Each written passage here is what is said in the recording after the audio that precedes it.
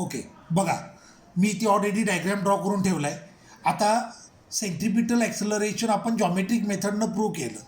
आता centripetal acceleration आपल्याला prove करायचे by using calculus method. Diagram बघा. A particle is performing uniform circular motion along circumference of circle of radius r in anti-clockwise direction. At a particular instant of time, particle is at point P whose coordinate are x, y. Okay, एक particle आहे, तो uniform circular motion perform करतो आहे आणि एका particular इन्स्टंटला particle P पॉईंटला आहे, बरोबर आहे. आता ह्या पोझिशनला मी लोकेट केलं पाहिजे ड्रॉइंग अ पोझिशन वेक्टर. आता बघा पार्टिकल पी पॉईंटला आहे, तो एक्झॅक्टली एक्सला पण नाही आहे, एक्झॅक्टली वायला पण नाही आहे. मग मी व्हेक्टर आरला रिझॉल्व केलं into two component. Vector R X it is X component of vector R, vector R Y it is Y component of vector R. मी काय केलं लक्षात आलं, given vector lies in X Y plane. So या व्हेक्टरला मी split केलं, या व्हेक्टरला मी रिझॉल्व केलं into two component vector R X and vector R Y. Vector R X is X component of vector R, vector R Y is Y component of vector R. Along x axis unit vector is I cap, along y axis unit vector is j cap. So हे last इयरला scalar वेक्टरमध्ये झालं आहे. So vector R is equal to vector R X plus vector R Y. आता last इयरला तुम्ही unit व्हेक्टरची definition study केली असेल. युनिट व्हेक्टर त्याची डेफिनेशन असते parent vector divided by magnitude of parent vector. Unit व्हेक्टरची डेफिनेशन असते parent vector divided by magnitude of parent vector. आता थोडं डायग्रामवर फोकस करा. Along X axis unit vector कोणता आहे, आय कॅप, आणि त्याचा पॅरेंट व्हेक्टर कोण आहे, व्हेक्टर आर एक्स. मग मला मिळालं I cap is equal to vector R X upon R X. डायग्रामवर पुन्हा फोकस करा. Along Y axis unit vector कोणता आहे, जे कॅप, आणि त्याचं पॅरेंट व्हेक्टर कोण आहे, R Y. Therefore vector J cap is equal to vector R Y upon R Y. So we get vector R X is equal to I cap Rx and vector Ry is equal to J cap Ry. ह्याला मी equation 1 म्हणतो. So equation 1 modify करतो.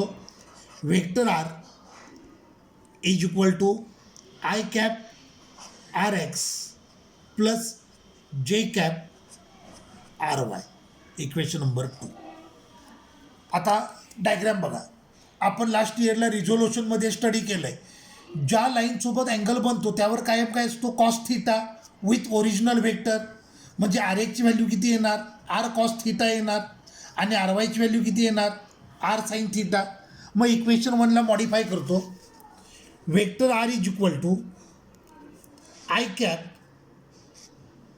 R cos theta plus J cap R sine theta.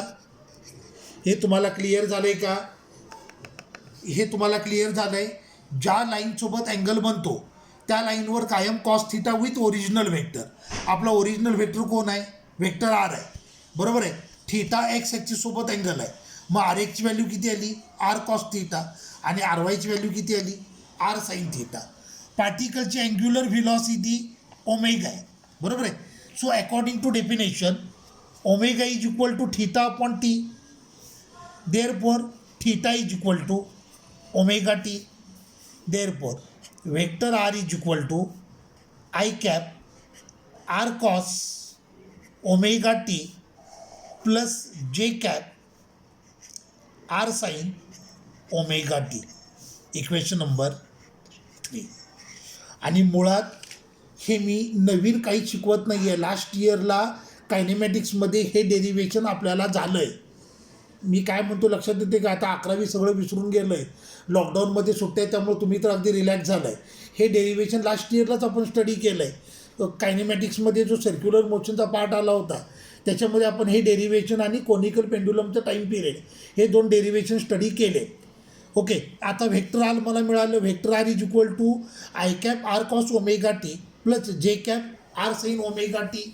Therefore velocity is equal to vector D R upon D T.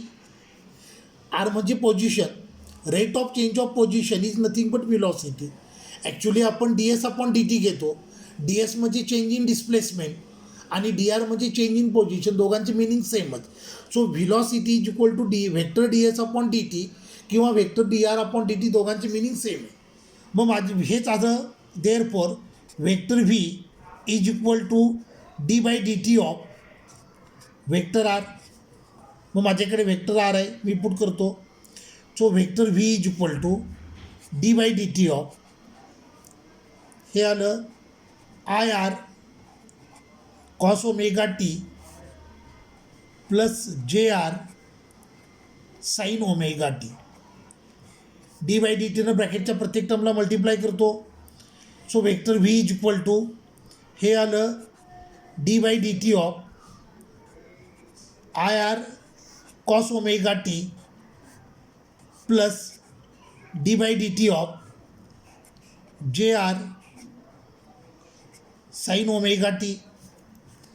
So vector V is equal to I R D by D T of cos omega T plus J R D by D T of sine omega T. आता derivative 11 पासून पुष्कळ वेळेला झालं आहे. फिजिक्समध्येही झालं आहे, मॅथ्समध्ये पण झालं असेल. कॉस ओमेगा टीचं डेरिव्हेटिव्ह किती येणार? Minus sine omega T into omega, आणि साइन ओमेगा टीचा डेरिव्हेटिव्ह येणार cos omega T into omega. मग vector V is equal to हे आलं I R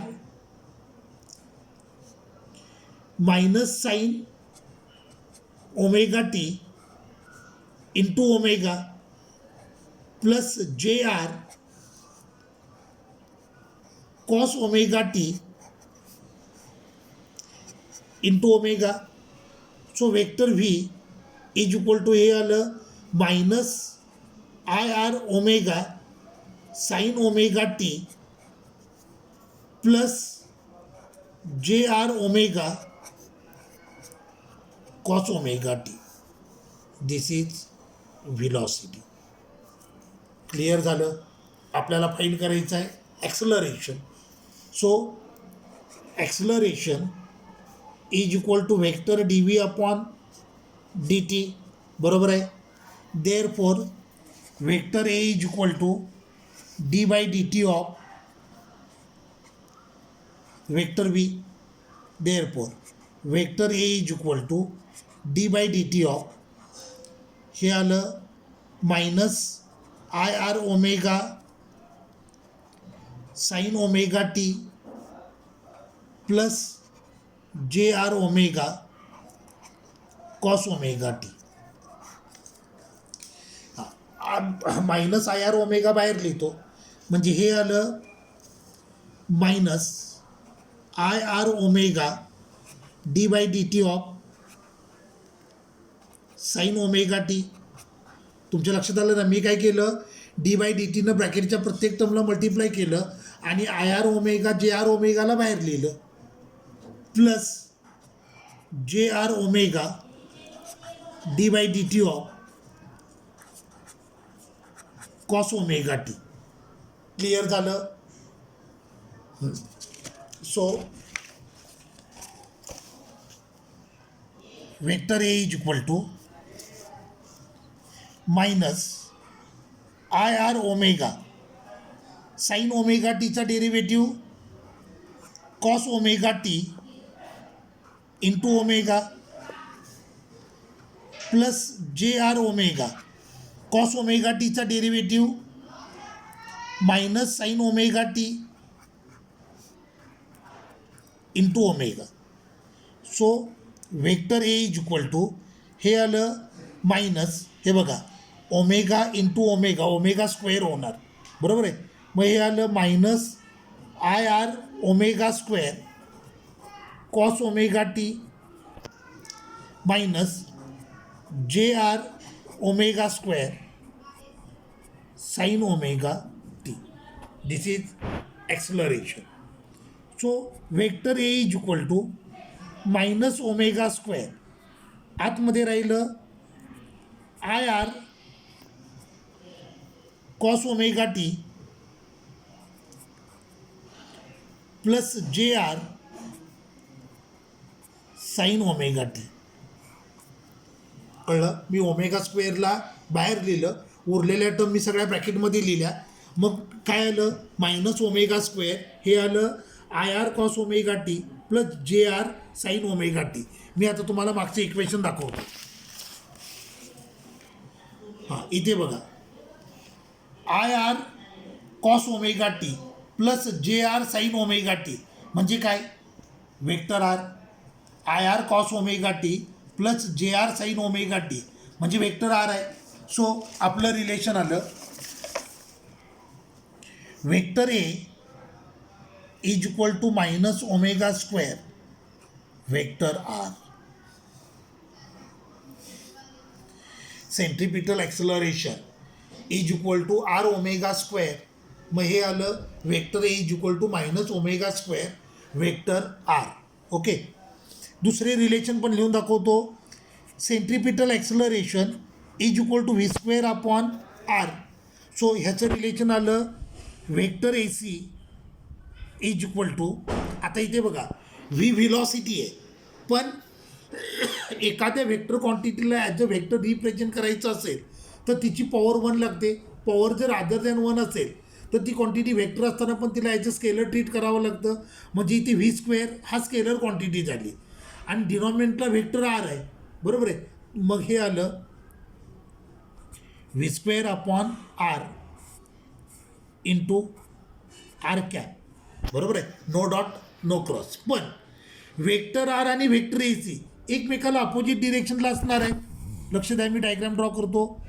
vector R act होणार इन रेडियली आउटवर्ड डिरेक्शन, तर वेक्टर ए सी ॲक्ट होणार in radially inward direction. हे दोघं एकमेकाला अपोजिट आहेत म्हणून इथं मग काय येणार? Minus sine. आता R cap is nothing but vector R upon R. मग vector A C is equal to आलं minus V square upon R square into vector R. No dot no cross. कळलं? तर A C is equal to मगाशी आपण हा पण formula study केला आहे व्ही ओमेगा. आता सेंटिपिटल ॲक्सलरेशन वेक्टर आहे, व्हिलॉसिटी वेक्टर आहे, अँग्युलर व्हिलॉसिटी पण वेक्टर आहे. दोन व्हेक्टरचं मल्टिप्लिकेशन येणार आन्सर वेक्टर असेल तर आपण क्रॉस प्रॉडक्ट यूज करतो. मग हे रिलेशन कसं लिहिणार? Vector A C is equal to vector omega cross vector V. मी पहिल्यांदा ओमेगा का लिहिलं लक्षात आलं? कारण ओमेगा हा नॉन पोलर वेक्टर आहे. रिलेशनमध्ये जर नॉन पोलर वेक्टर येत असेल तर पहिल्यांदा काय घ्यायचा? नॉन पोलर वेक्टर घ्यायचा. क्लिअर झालं? आपण हे कॅल्क्युलस मेथडनं डेरिवेशन स्टडी केलं. हे डेरिवेशन आपण 11thला कायनेमॅटिक्समध्ये देखील स्टडी केलं होतं. यावर्षी पुन्हा ते रिपीट झालं आहे. लास्ट इयरला जॉमेट्रिक मेथड नव्हती, यावर्षी मात्र जॉमेट्रिक मेथड देखील आहे. तर आपण सेंट्रिपिटल ॲक्सलरेशन हा पॉईंट स्टडी केला by using geometric method as well as bye using calculus method. ठीक आहे, थांबूया.